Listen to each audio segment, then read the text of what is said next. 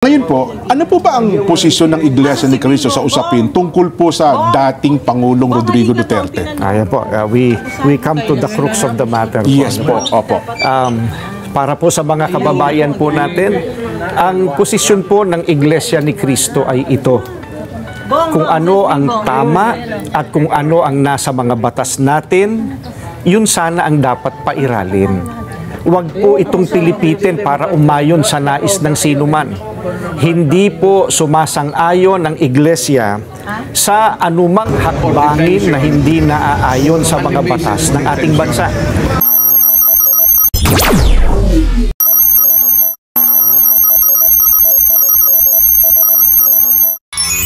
Ano raw po ba ang masasabi ng Iglesia ni Cristo sa kasalukuyang sitwasyon po ng ating bansa, kay Edwin? Kuya Jen, sa iyo nang galing ang tanong. Pasensya ka na, hihingi na ako ng dispensa, Kuya Nelson. Opo, Kuya Jen. opo. Sa inyo nang galing ang tanong, pero i-address ko sa audience natin ang sagot. Sige po, Ano po? tama po. Sila po kasi nagtatanong talaga. Opo, kaya sa kanila dapat makarating.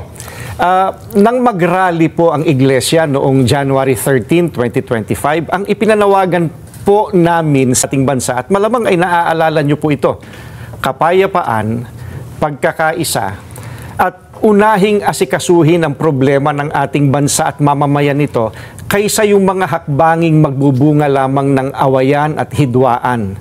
Dahil alam naman ng marami po na ang mga ito pawang pamumulitika lamang.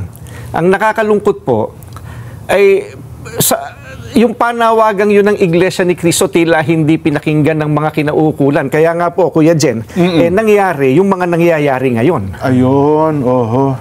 Mahirap talaga yung hindi nakikinig, no? Oo nga. Pero dapat po maging specific tayo, di ba? Dahil baka hulaan nila kung ang dami kasi nangyayari ngayon. Ano po yung tinutukoy nyo dito na mga pangyayari ngayon? Ayun. Again, Kuya Nelson, ano po?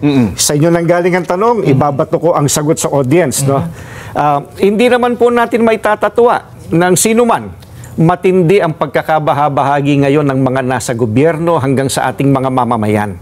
Hindi lamang tayong mga Pilipino ang nakakaalam na hindi tayo nagkakaisa.